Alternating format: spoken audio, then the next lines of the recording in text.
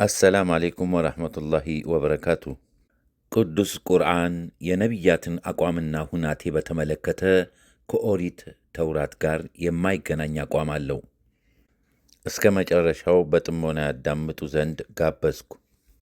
ኦሪት ነቢያትን የውሸታምነት፣ የከሃዲነትና ታላላቅ ኀጢአቶችን ማለትም ከባኢር የመፈጸም ባሕሪ ሰጥቷቸዋል። ነቢዩ ያዕቆብን ዓለይሂ ሰላቱ ወሰላም ከሃዲ ብሏቸዋል። ነቢዩ ሉጥን ዓለይሂ ሰላቱ ወሰላም ደግሞ ከሴት ልጃቸው ጋር የዝሙት ሥራ ፈጽመዋል በማለት ይወነጅላቸዋል። ሐሩንን ዓለይሂ ሰላቱ ወሰላም እስራኤሎች በጥጃ እንዲያመልኩ አድርገዋል ይላቸዋል። ዳውድን የሰው ሚስት አባልገዋል በማለት ከሷቸዋል። ሱለይማንን ዓለይሂ ሰላቱ ወሰላም ሚስታቸውን ለማስደሰት ሲሉ ለጣዖት ተገዝተዋል ብሏቸዋል። ቁርአን የእነዚህን ነቢያት ታሪክ ሲያወሳ ሲሆን ከእነዚህ በሐሰት ከተዘነዘረባቸው ወንጀሎች አንዱንም አላጸደቀውም፣ አልተቀበለውም። ይህም በዚህ ረገድ ቁርአን ልዩ የሚያደርገው ብቸኛ ባሕሪው ነው። እነዚህን ነቢያት በእነዚህና በሌሎችም አስነዋሪ ባሕርያት መወንጀል ጥንቁቅ አማኝ በሆነው ሰው ልቦና መጥፎ ነጸብራቅ መፍጠሩ አሌ የሚባል ጉዳይ አይደለም።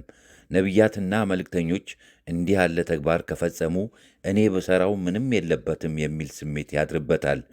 እንዲህ ያለው ነገር ልቦናቸው የታመመ ሰዎች በወንጀል ወይም በኀጢአት ውስጥ እንዲዘፈቁ የሚጋብዛቸው መልካም አጋጣሚ ነው። ከሁሉም በላይ ደግሞ ይህ አይነት ውንጀላ ምንም ተጨባጭነት የሌለው ሐሰት ሲሆን አላህ ሱብሓነ ወተዓላ ከታላላቅ ኀጢአት ነፃ ማለትም ብፁዓን አድርጎ የላካቸው መሆኑን የሚያረጋግጠውን ሐቅ የሚጻረር ነው። በእስልምና አመለካከት ነቢያት ብፁዓን መዕሱም ናቸው። አንዳንድ ጊዜ አነስተኛ ስህተቶች ሊፈታተኗቸው ይችላሉ። ሆኖም ከልባዊ እምነት ማለትም አቂዳና ከሞራል ሕግጋት ጋር ምንም አይነት ግንኙነት ሊኖራቸው የማይችል ስህተቶች ናቸው። እንደ መጥፎ ተግባር የሚቆጠሩም አይሆኑም።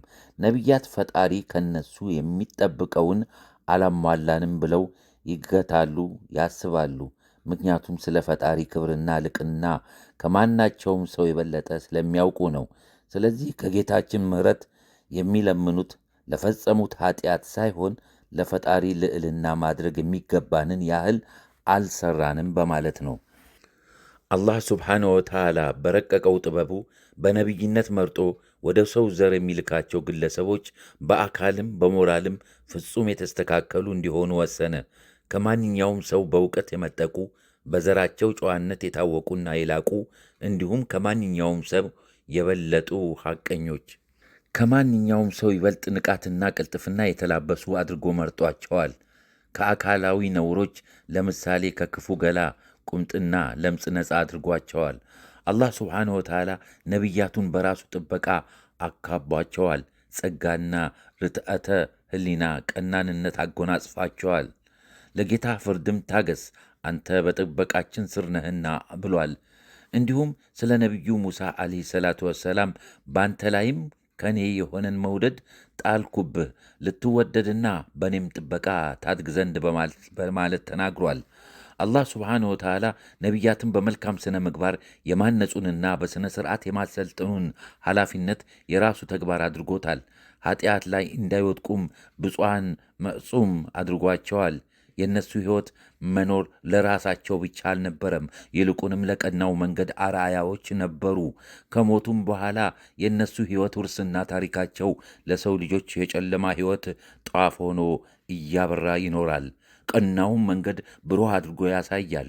እነሱ የሰው ዘር መሪዎች በመሆናቸው በነቢይነታቸው እንድናምንና የተጓዙበትን መንገድ እንድንከተል ፈጣሪ አዞናል። አላህ ስብሓንሁ ወተዓላ ስለ ነቢዮቹ በጅምላ ሲናገር እንዲህ ይላል። እነዚያ መጻሕፍትንና ጥበብን ነቢይነትንም የሰጠናቸው ናቸው። እነዚህ የመካ ከሃዲዎች በእርሷ ቢክዱም በእርሷ የማይክዱን ሕዝቦች በእርሷ በእርግጥ አዘጋጅተናል። እነዚህ ነቢያት እነዚያ አላህ የመራቸው ናቸው። በመንገዳቸውም ተከተል። አንዓም ከ89 እስከ 90። እነዚህ ነቢያት በከፍተኛ ዒባዳና ጣዓ በብዙ በጎ ሥራዎች ላይ በፍጹምነት መላ የሕይወት ዘመናቸውን ያሳለፉ ግለሰቦች ነበሩ። አላህ ስብሓንሁ ወተዓላ በቁርአን እንዲህ ሲል አውስቷቸዋል። በትእዛዛችንም ወደ በጎ ሥራ የሚመሩ መሪዎች አደረግናቸው። ወደ እነሱም መልካም ሥራዎችን መሥራትን፣ ሰላትንም መስገድን፣ ዘካንም መስጠትን አውረድን። ለእኛ ተገዢዎች ነበሩ። አንቢያ ቁጥር 73። የቅዱስ ቁርአንን አያቶች በምንመለከትበት ጊዜ እያንዳንዱ ነቢይ የተሟላ ባህሪና ፍጹም የሆነ ውዳሴ ባለቤት አድርገው ያወሱታል። ይህንንም ወደፊት ስለ እያንዳንዱ ነቢይ በምናነሳበት ወቅት በዝርዝር እንመለከታለን። ነቢያት ይህን የመሰለውን ፍጹምና የተሟላ ሰብአዊ ባህሪ ባይላበሱ ኖሮ በሰዎች ዓይን የሚሰጣቸው ግምት ዝቅተኛ ይሆን ነበር። ለሚያደርጉትም ዳዕዋ አንድም ምላሽ አያገኙም ነበር። ሐሰት ቢናገሩና ቢያታልሉ ኖሮ ታሪካቸው አስከፊ፣ የሚያተርፉትም አመኔታ ዝቅተኛ ይሆን ነበር። ቀናውም መንገድ መሪዎች መሆናቸው ቀርቶ አጥማሚዎች በመሆን የተልኳቸውን ዓላማ ያበላሹት ነበር። ስለዚህ አላህ ስብሓንሁ ወተዓላ ለነቢዩም ሰለባን መጠበቅ አይገባውም በማለት ከእንዲህ ያለው ርካሽ የሽፍጠኝነት ባህሪ የጸዱ አድርጓቸዋል። ኢስላም ሰላም ነው። ኢስላም የነቢያት ሃይማኖት ነው። ነቢያት በእስልምና የተከበሩ ናቸው። ወሰላሙ አሌይኩም ወረሕመቱላሂ ወበረካቱ።